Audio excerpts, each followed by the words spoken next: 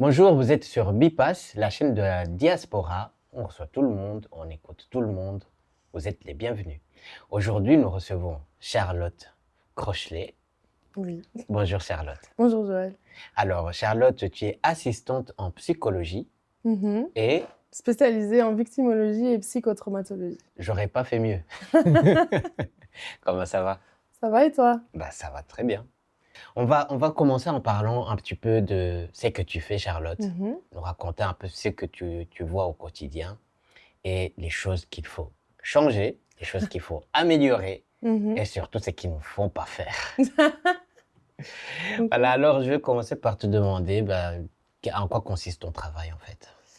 Du coup, à l'heure actuelle, je travaille dans un hôpital et donc je fais du service psychiatrique à domicile. Donc, c'est-à-dire que je vais chez les personnes faire du suivi psychosocial et le service dans lequel je travaille a un peu le rôle de filet de sécurité par rapport à des personnes qui ont des problématiques psychiatriques. Donc, c'est-à-dire que mon équipe et moi, on travaille vraiment sur le fait de déceler un déséquilibre potentiel chez un patient et donc sur la mobilisation du réseau du patient. Donc, c'est-à-dire que nous, on peut appeler le psychiatre s'il y a besoin, mettre en place des hospitalisations s'il y a besoin aussi, ou intensifier le suivi du patient si on est dans une période où c'est nécessaire. Tu viens de parler d'une période de Mhm. crise.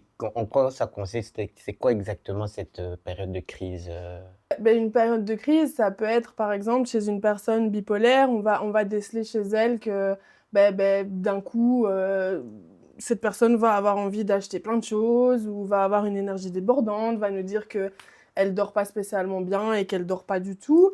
Ou alors à l'inverse, elle va partir dans une phase un peu plus down où on va voir que on va arriver chez elle, on va voir que la maison est pas rangée, que monsieur ou madame ne s'est pas apprêté. Donc tout ça, nous, en fait, c'est des signes que nous, on peut déceler, qu'un psychiatre, par exemple, ne peut pas déceler, parce que c'est toujours plus facile de se préparer. Alors, je ne dis pas que le psychiatre ne peut pas le déceler, mais si on travaille en collaboration avec lui, les choses, parfois, vont aller plus vite. Et donc, des périodes de déséquilibre comme ça, j'ai Oui, envie c'est de ce que je dire qu'il n'y a cherchais. pas spécialement de moments précis. C'est un peu par rapport à l'histoire de vie de chacun. Il va y avoir des périodes qui vont être plus compliquées pour l'un parce que c'est un moment où la personne a potentiellement décompensé, ou alors ça va être un moment où cette personne a perdu un membre cher de sa famille.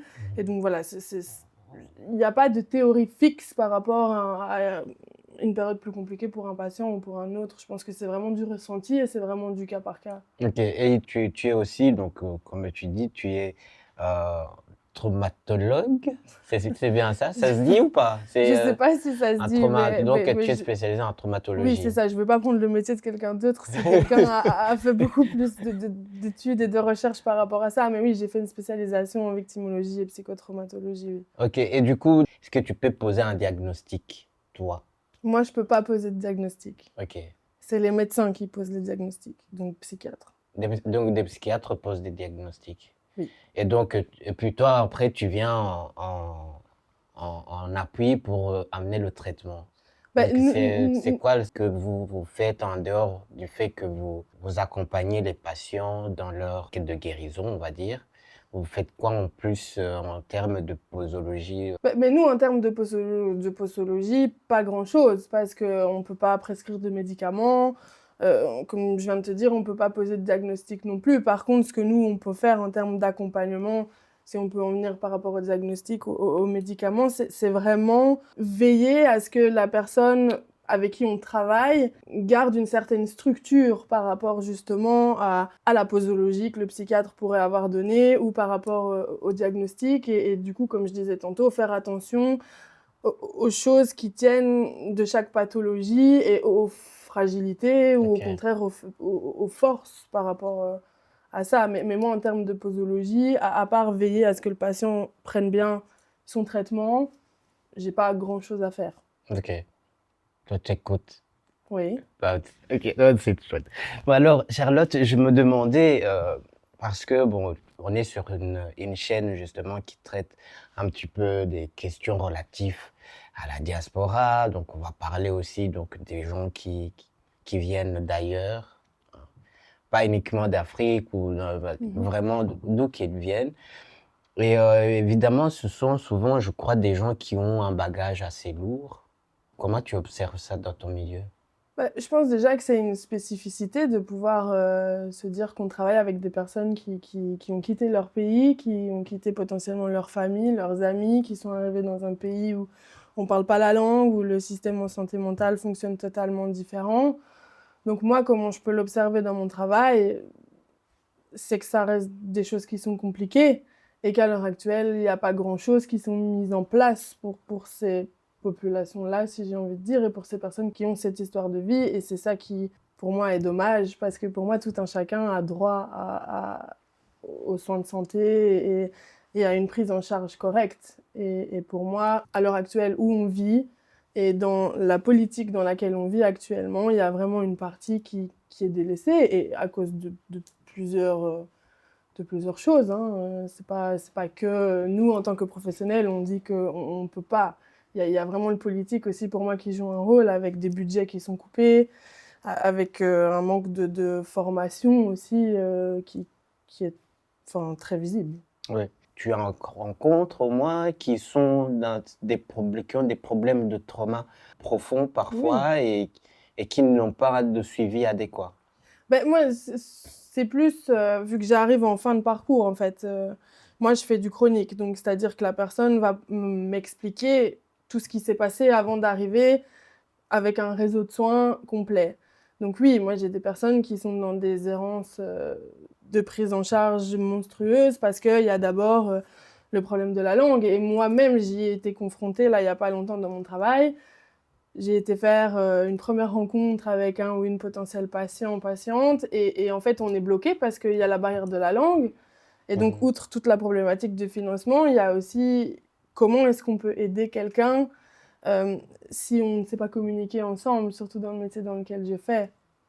Oui, c'est vrai que parfois on fait appel à des traducteurs Mhm. dans certains cas, mais ici, s'il n'y a pas de budget, les traducteurs, ça coûte cher, hein. Voilà. Je suppose que voilà, dans ce cas-là, on dit bah tant pis. Alors, dans ce cas-là, on dit tant pis, oui et non. Notre mission première aussi dans le service dans lequel je travaille, c'est de pouvoir rediriger dans le réseau. Donc là, on a la chance, c'est que cette patiente a Mhm. trouvé une psychologue qui parle sa langue, mais ça reste comment est-ce qu'on va lui permettre de lui offrir un suivi à domicile, Oui, chose qui est nécessaire pour elle. Ça, on est bloqué. Donc pour le moment, on réfléchit, on va à droite et à gauche et on essaie de trouver des solutions, parce qu'en psychologie, travailler avec un interprète, déjà, comme tu dis, ça coûte cher et il n'y a pas de budget, mais en plus, il y a quelque chose qui disparaît dans la oui. relation, dans Mhm. l'échange. On ne sait pas spécialement si le traducteur ou la traductrice va traduire exactement ce que nous, on avait envie de partager. Et inversement, est-ce que vraiment on va savoir toucher la profondeur de ce que le patient nous partage, ou de ce que nous, en tant que professionnels, on a envie de partager, de conseiller, quoi. Oui, parce que c'est vrai que votre travail premier, c'est l'écoute aussi, c'est Mhm. pouvoir écouter le patient et déceler même, je suppose, le langage, la tonalité de la voix aussi, je suppose que ça joue.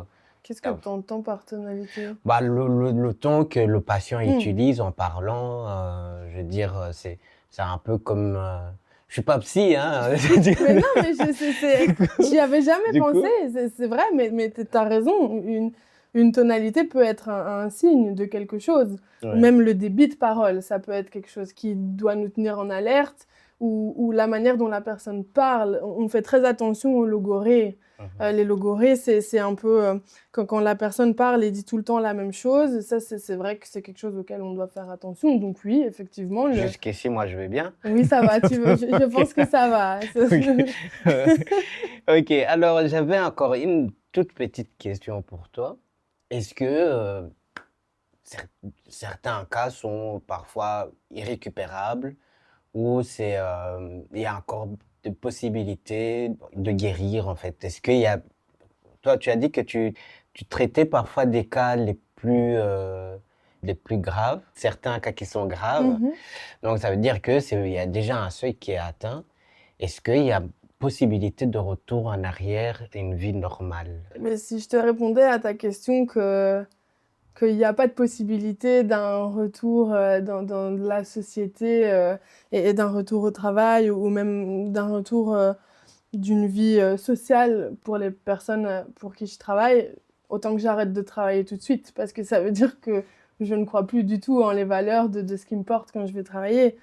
Pour moi, oui, il y a des personnes où c'est plus compliqué pour elles de trouver une certaine stabilité, mais je pense qu'il y a toujours moyen d'y arriver. Et nous, en tant que professionnels, on est un peu le phare, enfin, comment je vais expliquer un peu une barque dans la mer. Avec nous, on est un peu la lumière et on essaye que la barque, elle se retourne pas. Et c'est ça tout le sens de notre métier. Et pour moi, c'est en pensant comme ça et en agissant comme ça avec nos patients qu'on peut arriver à quelque chose. Et même le patient le plus dépressif possible, moi j'ai toujours l'envie de l'amener un petit peu ailleurs. Et je dis toujours, un serpent qui tourne en rond sur lui-même, il va se mordre la queue, mais à partir du moment où il va comprendre qu'il se décale ne fût-ce que d'1 millimètre, il va pouvoir commencer à grandir. Et moi, c'est dans cette optique-là que je travaille avec mes patients. Donc, pour moi, oui, il y a clairement une possibilité de réinsertion Oui, dans la société. J'aime pas ce terme réinsertion parce que pour moi, c'est pas des personnes qui sont en dehors de la société parce que elles ont tout autant leur place que toi et moi. Mais oui, oui, oui, oui, oui. Et du coup, je viens un petit peu à la question qu'on peut se poser. Euh, le rapport homme-femme dans ce genre de cas-là. Lesquels sont les plus résilients? Les femmes ou les hommes? Voilà, c'est une question qu'on peut se poser parce que je vais essayer de développer ma question parce que j'ai l'impression que certains problèmes sont mieux gérés ou sont difficilement gérés par certains hommes. Et, et je peux me compter parmi, mais et que voilà, les femmes ont une certaine facilité à combattre et à y arriver dans certains cas dès qu'il s'agit de problèmes d'ordre mental. Est-ce que tu peux faire le même constat que moi ou c'est juste moi qui me fais un... le même constat que toi, oui. Après, je peux pas te répondre si les hommes sont moins résilients que les femmes ou si les femmes sont plus résilientes que les hommes. Parce que déjà, dans les statistiques, les hommes, en termes de travail sur eux-mêmes et en termes d'accompagnement psy, sont moins que les femmes. Parce que je pense qu'il y a cet aspect sociétal qui est que l'homme est fort et qu'il ne faut pas que l'homme ait des difficultés. Et donc, potentiellement, l'homme va moins facilement faire appel à l'aide. Et donc, en termes de résilience, est-ce que ça joue ou pas? Je ne suis pas sûre. La femme va avoir beaucoup plus facile. Et encore une fois, je pense que c'est de la société à faire appel à l'aide parce que la femme va être amenée à tout le temps se remettre en question. Ou un homme va potentiellement plus être sur « non, ça va, j'ai pas de problème. Oui. Je suis fort et j'avance et les émotions, je m'en fous, je les Ouais, mets au fond de moi c'est un peu et pour je ça que je pose continue. » cette question parce que on a parfois une fierté un peu mal placée, je dois l'admettre, et qu'on n'assume pas toujours qu'on ne va pas bien.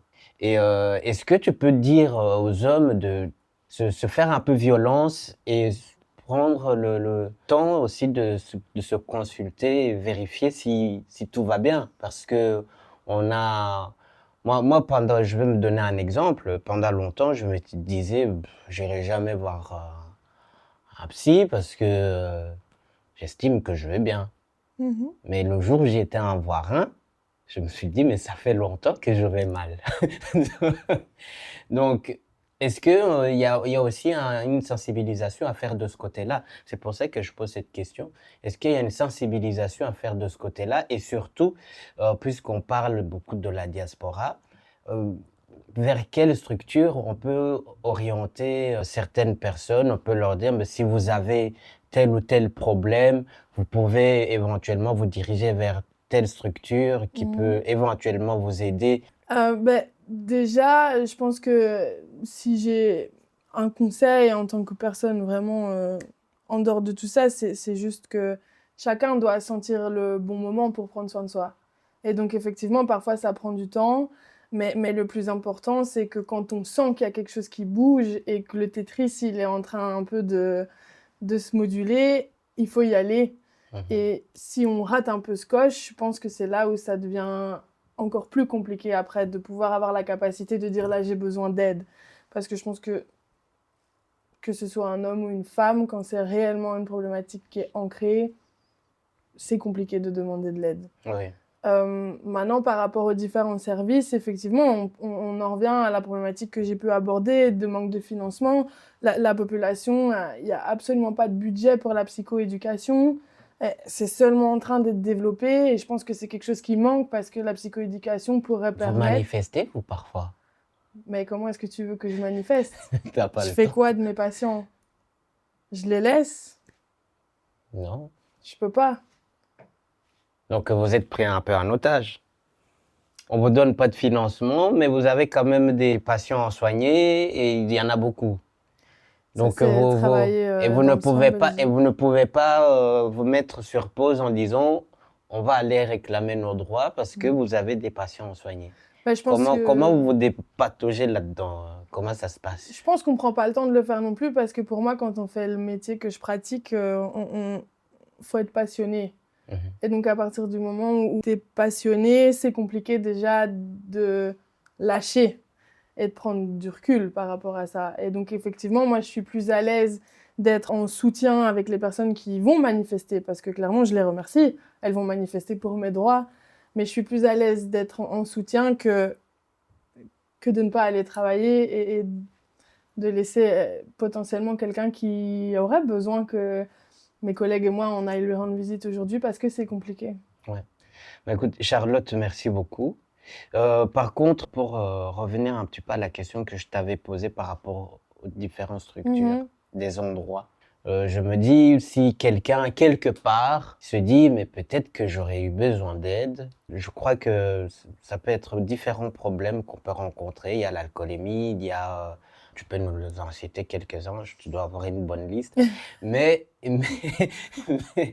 mais disons que ça pourrait être intéressant de se dire, bon, j'y vais discrètement, qu'on ne me voit pas. Là-bas, je pourrais peut-être me faire soigner ou ne serait-ce que détecter le problème que j'ai. Parce que nous, moi je veux dire, les Africains sont un peu trop fiers parfois et ils osent pas, ils vont pas, mais on les encourage à aller parce que quand on a franchi, on a fait des kilomètres, on arrive à un endroit où on a la possibilité de se faire soigner de tous ces maux du passé. Il faut juste qu'on sache où aller. Donc, si tu as des endroits ou des structures que tu connais, tu pourras nous envoyer, par exemple, des listes qu'on mettra dans les descriptions de nos vidéos, Ben, que les avec gens ils plaisir, pourront... tu m'as devancé. J'allais te Pardon. dire que là, maintenant, comme ça, Oui. te partager des structures et tout ça, c'est un peu compliqué. Mais par contre, je suis prête à m'engager, à faire une fiche récapitulative avec les informations que je trouve et à faire fonctionner aussi mes collègues et voir ce à quoi tout le monde pense et pour pouvoir effectivement permettre aux personnes qui cherchent de pouvoir avoir cette information discrètement. Parce que dans la problématique de santé mentale, je pense que l'acceptation est compliquée et donc Oui. on commence toujours par je vais y aller en... En douceur. Voilà. Oui, en douceur. Oui. Je vais y aller, mais je vais pas trop le dire. Tu vois. Oui, c'est ça. Discrètement, comme un homme Voilà. infidèle. Ça, c'est toi qui l'as Non, dit, hein, c'est pas moi. Bon, allez, c'était pour détendre un peu l'atmosphère. Merci beaucoup. Merci beaucoup à Charlotte d'être venue. Son témoignage, je crois qu'il ne concerne pas que moi. Vous aussi, il vous concerne. Du coup, n'hésitez pas à vous abonner, à envoyer des recommandations pour d'autres sujets qui pourraient vous intéresser sur Bipass Diaspora. Merci beaucoup.